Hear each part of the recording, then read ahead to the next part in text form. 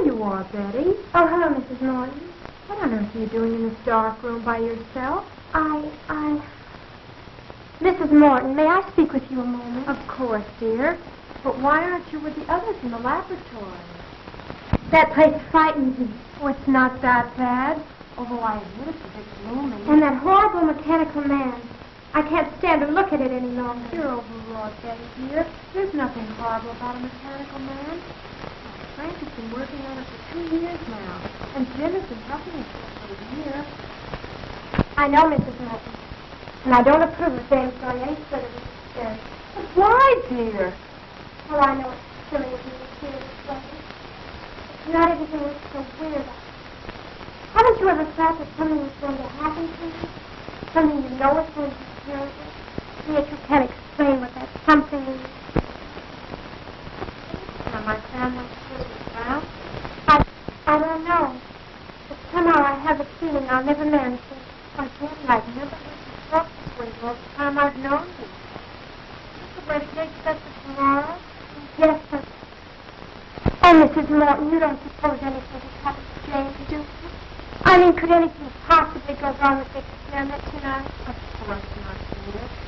Why are you afraid, Betty? I don't know. I just can't stand to have a mechanical man look.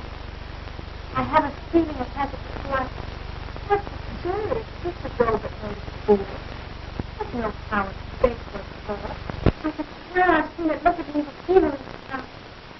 Almost as if it was sneering. That's it. I can't. Well, I'll go back to the room. Yes, thank you. What's the matter, child? You're trembling. Oh, I'm sorry. I'll be all right. Honestly, I will. You go on back, and I'll be down short.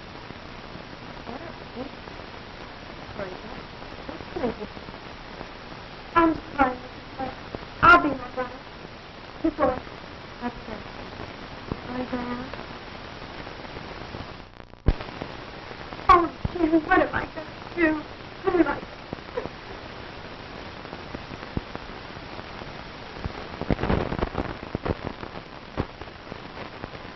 There we are.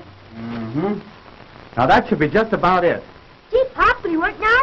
I hope so, son. Oh, Uncle Frank, are you going to make him walk? Yes, in a few moments, Janet. Oh, I'm so excited. Good. Will he be able to talk too, Uncle Frank? Of course not, silly. Uncle Frank told you that 20 times yesterday. No, Mary's right, Janet. You see, this is just a mechanical man. He won't be able to talk.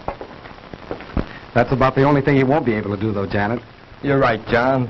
The doctor's mechanical man will be able to do about everything a human being can do, except talk. How do you feel now that your work is about completed, Frank? Wonderful, Jane. And I want to thank all of you for standing by me. You've all been a great help. And without you, I don't know what I'd have done. Well, it isn't every day that one has a distinguished brother who invents a mechanical man. And I certainly appreciate the opportunity you've given me, Dr. Morton, by allowing me to assist you in the experiment. That goes for me, too, Dr. Morton. Well, I've learned more in the past month than any of my college classes taught me. You're all very kind, but our work isn't finished yet. We still have a few more things to do, and then we'll all know whether our time has been wasted or not. I'm afraid Betty doesn't share our enthusiasm for the mechanical man, Doctor.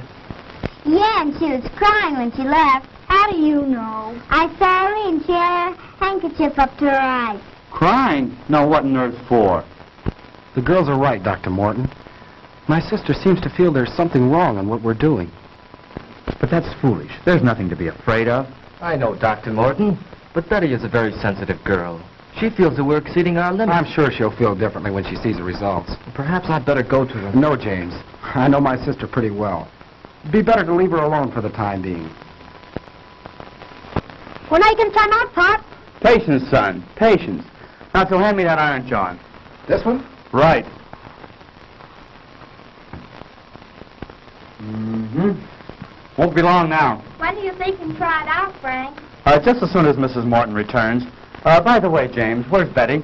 She went upstairs a few minutes ago, Dr. Morton. Said she had a headache. Gosh, she's going to miss all the excitement.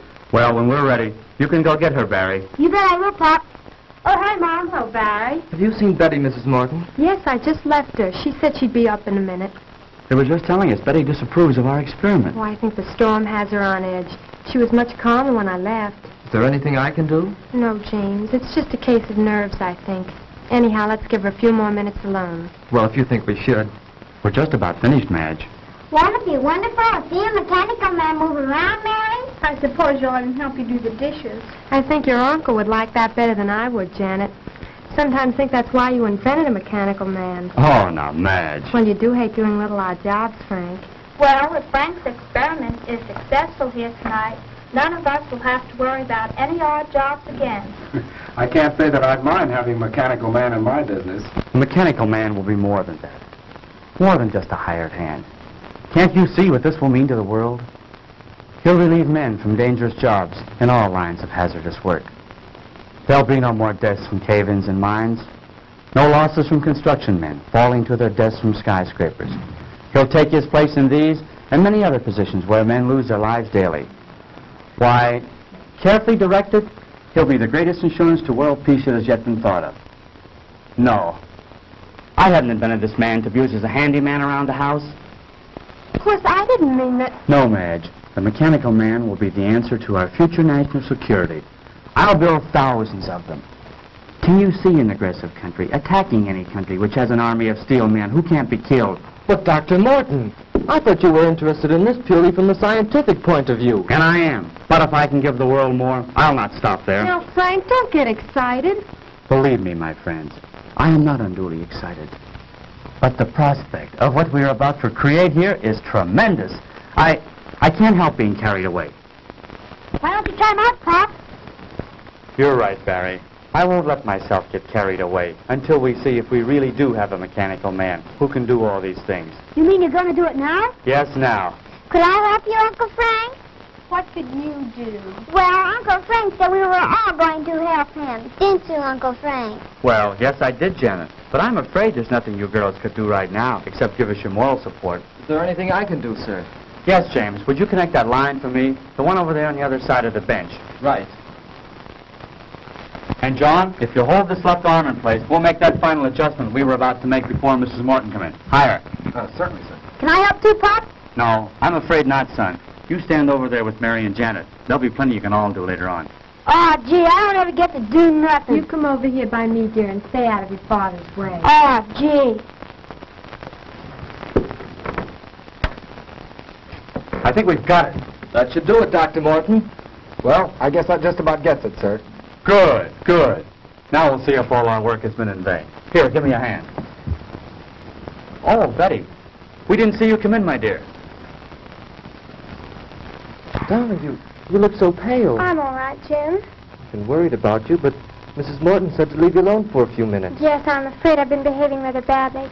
Everything seems to be getting on my nerves now. Well, everything will be all right now, Betty. I'm glad you're here. We're just about to prove our experiment. Dad can make them walk, Betty. That's fine, Barry. I'll be with you in a moment, dear. Please go on. Don't let me interrupt your work. Come over here by me, dear. All right. Now, James, if you pull the switch up there. Right.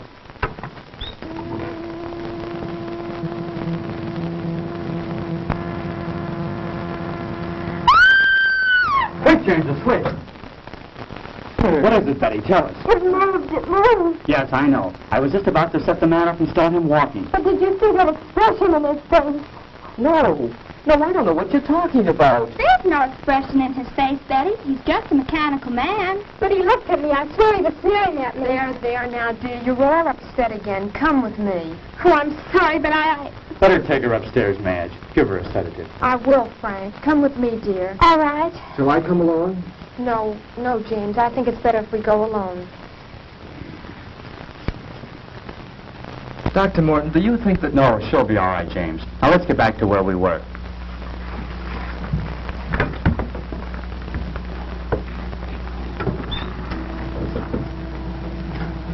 Hey, Pop, he moved. I believe it's working, Dr. Morton. Oh, Frank, he does move. He does. Mary, let go of my arm. You're pinching me. Isn't it wonderful? He moved. He really moved. Now we'll see how he reacts to my directions. Oh, Frank, he almost seems human. Yes, this exceeds my wildest hopes. He's strong, too. Just feel the resistance in his arm. I can see what Betty meant now. I could swear I saw him sneer just then. That's nonsense. This is a man of steel, John. He has no mind, no willpower of his own. You're all overwrought. As you know, he's controlled by voice impulses. Take one step forward. Wonderful. Wonderful. Now walk forward. Return to the bench. I said return to the bench. Stop him, James. Back. Back to the bench. Oh, so that's the way you want it.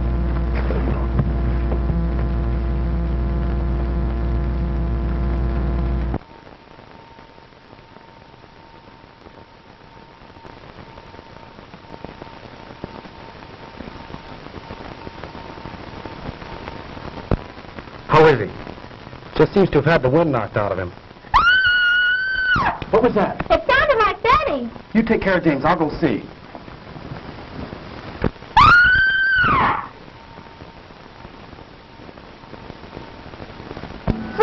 Frank! Madge, what is it? Oh, it was terrible, terrible. The mechanical man. What about him, Mrs. Morton? He came into the room where Betty was resting. Go on. And he scooped her up in his arms and he carried her up. I came running down here as fast as I could. Come on, John. We've got to stop that thing. Yes, sir. Oh, what have we done?